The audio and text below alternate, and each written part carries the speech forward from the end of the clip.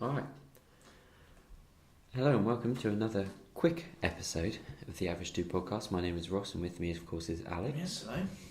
And today we're going to be doing a relatively short, hopefully, review of a film we've seen called The Upside, which is a new Kevin Hart and Bryan Cranston movie, and Nicole Kidman.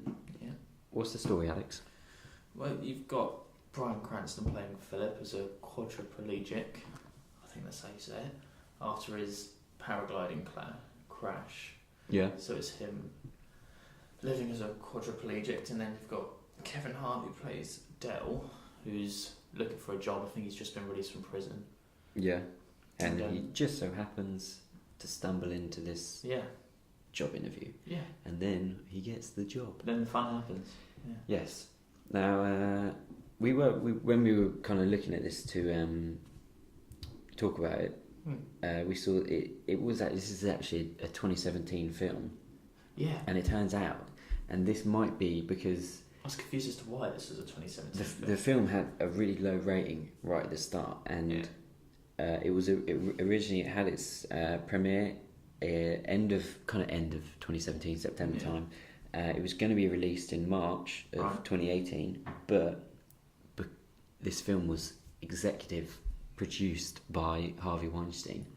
Oh no! So January that'll be why 2018 was when, of course, all the allegations and stuff came out, and then the Weinstein Company kind of pulled it from the schedule. I think they kind of stopped releasing stuff around that time because, I mean, you can't really, can you? And then I guess the film was then picked up by, and I guess they sold the film on and they picked it up by someone else. And the film was picked up by someone else, and now it's finally been released in 2019. I mean, that might be why it got such a low rating.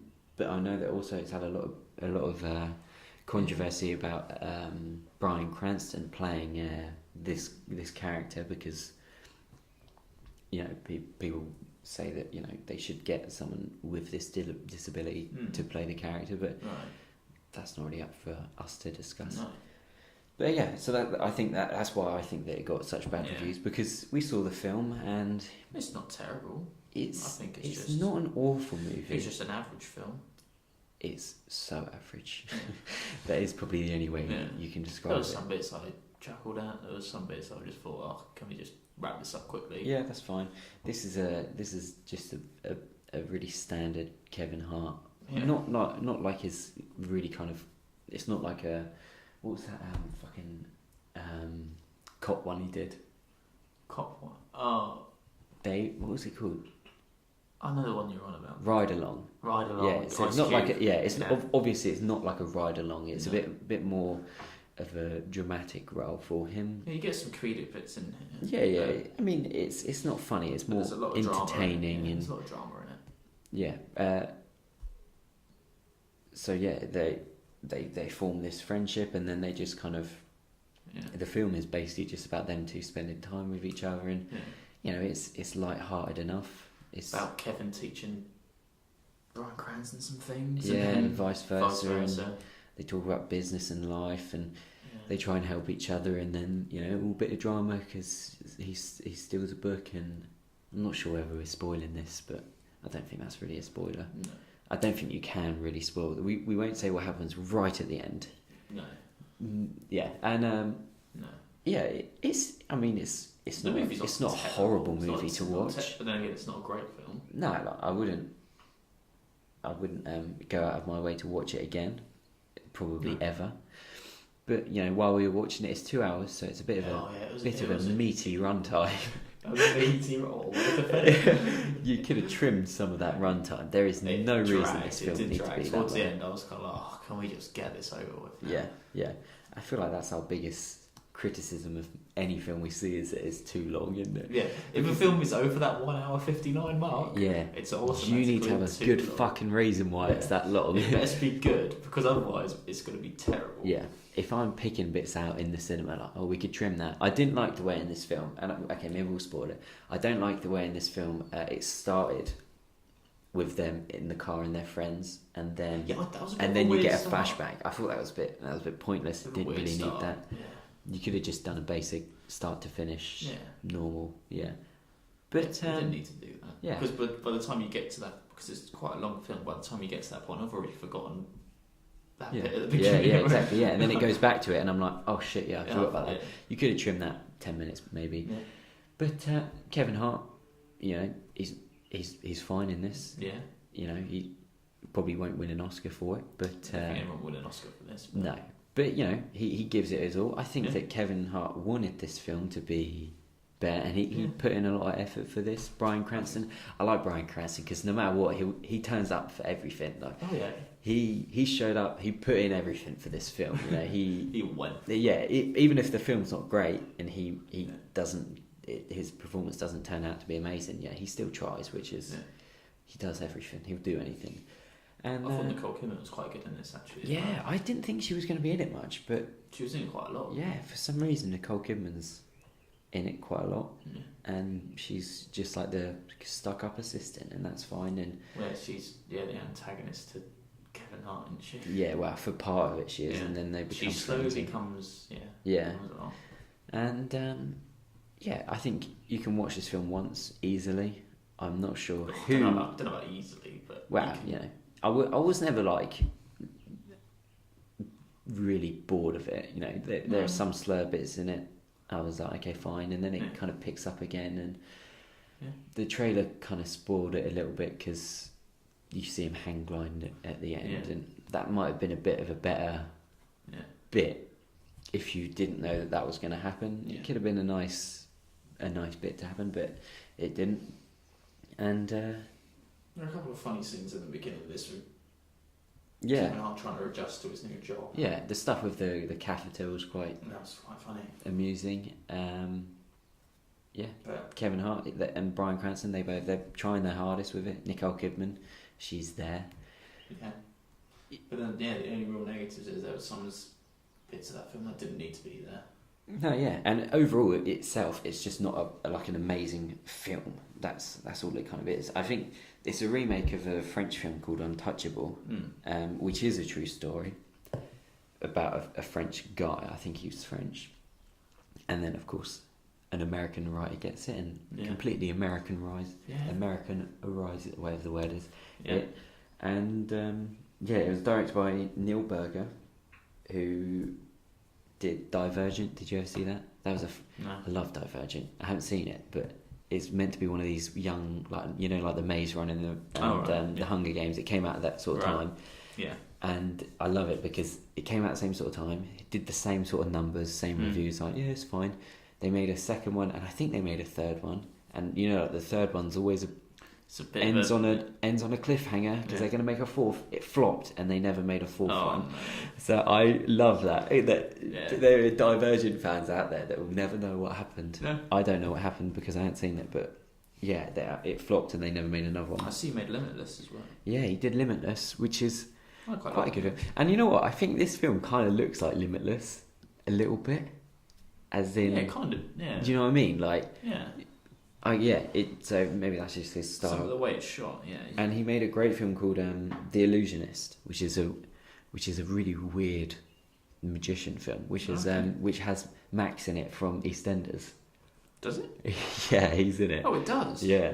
Bloody hell. But that's a good film. But the film itself is absolutely fine. Yeah, I'd say I'd recommend it. The only thing it will probably do is kind of raise the idea of, should Bryan Cranston be playing this character? It kind of will bring awareness to it, and that's about all on the film. Yeah. Go see it if it's in cinema. Don't buy it on DVD because it's probably not really worth it. No, I wouldn't probably buy it on DVD. No. It's not one of their worst films. It's not one of their best films. No. And that's kind of all we can really say on it, really, because it's a bit of a nothing film for me. If you see it, you'll forget about it. I'm sure that in a year's time, if we talk about the films we've seen this year, I think we'll be looking at going Upside. Which one was that? Because already I'm seeing the Upside written down places and thinking, the fuck is? That's the Kevin Hart movie. That's when Kevin Hart and Bryan Cranston did a film. give it their all. Yeah. I think There you go. that's pretty much all we can say on that. That's all we can really say on that. Yeah, sorry, it's not a very long episode, but just a brief review of what we've seen. Seen the week. Is it better than Glass? I don't think if someone said to me, if you had to sit through one of them, I couldn't sit through either of them again. I would absolutely refuse to, for different reasons. I think I could. If you had a gun to my head and said, pick a film, I'd sit through The Upside. I think I would, just to be spiteful just of Glass. Just to piss off M. Night. Yeah, exactly. I would sit through The Upside. I think I would, yeah, just out of spite. Yeah, because I wouldn't enjoy The Outside again. I'd probably be. But I wouldn't enjoy Glass again. No, I wouldn't. That's why I wouldn't want to watch it. I think The Upside is. So yeah, we said this earlier, but Alex, would you buy it on DVD? No, not at all. No, I wouldn't. I don't think I would. Leaving it out of the collection. Yeah, I think so. I think most people would agree. So yeah, if you want a film that's easy enough to sit through, some entertaining moments, some moments are a bit more dramatic and emotional, then maybe you could sit through The Upside. Yeah. If you miss it, I wouldn't go out of my way to watch it. I wouldn't say you have to go see it. No. But promoting the film and all. Yeah. And have you seen anything good recently? Not really. It just reminded me actually. Going back to The Favourite. Oh yeah. I went home the other day, and Mum was like, "Oh, Nan saw The Favourite." I was like, "Nan saw The Favourite." Oh yeah. What did she think? She said it was the worst film she's ever seen in her life. She was like, it wasn't funny at all. No one laughed. It was an awful film. And I was like, kind of a generational thing. Maybe, She would not like The Favourite at all. No.